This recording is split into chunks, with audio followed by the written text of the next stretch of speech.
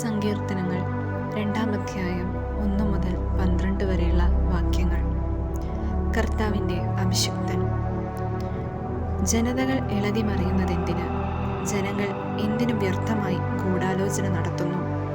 കർത്താവിനും അവിടുത്തെ അഭിഷിക്തനുമെതിരെ ഭൂമിയിലെ രാജാക്കന്മാർ അണിനിരക്കുന്നു. ഭരണാധിപന്മാർ കൂടി ആലോചിക്കുന്നു. അവർ വച്ച വിലങ്ങുകൾ തകർക്കാം, അവരുടെ ചങ്ങല പൊട്ടിച്ച് മോചനം നേടാം. സ്വർഗത്തിലിരിക്കുന്നവൻ അത് കേട്ട് ചിരിക്കുന്നു. കർത്താവ് അവരെ പരിഹസിക്കുന്നു. അവിടുന്ന് അവരോട് കോപത്തോടെ സംസാരിക്കും, ക്രോധത്തോടെ അവരെ സംഭീതരാക്കും. എൻ്റെ വിശുദ്ധ പർവ്വതമായ സിയോനിൽ ഞാനാണ് എൻ്റെ രാജാവിനെ വാഴിച്ചതെന്ന് അവിടുന്ന് അരുൾ ചെയ്യും. കർത്താവിൻ്റെ കൽപ്പന ഞാൻ വിളംബരം ചെയ്യും. അവിടുന്ന് എന്നോട് അരുൾ ചെയ്തു, നീ എൻ്റെ പുത്രനാണ്, ഇന്നു ഞാൻ നിനക്ക് ജന്മം നൽകി. എന്നോട് ചോദിച്ചു കൊള്ളുക, ഞാൻ നിനക്ക് ജനതകളെ അവകാശമാക്കി തരും. ഭൂമിയുടെ അതിരുകൾ നിനക്ക് അധീനമാക്കും. ഇരുമ്പ് ദണ്ഡുകൾ കൊണ്ട് നീ അവരെ തകർക്കും.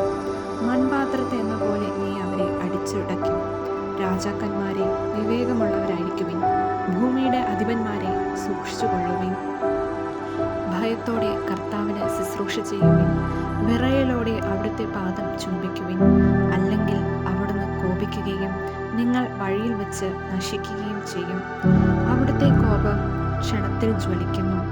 കർത്താവിൽ ശരണം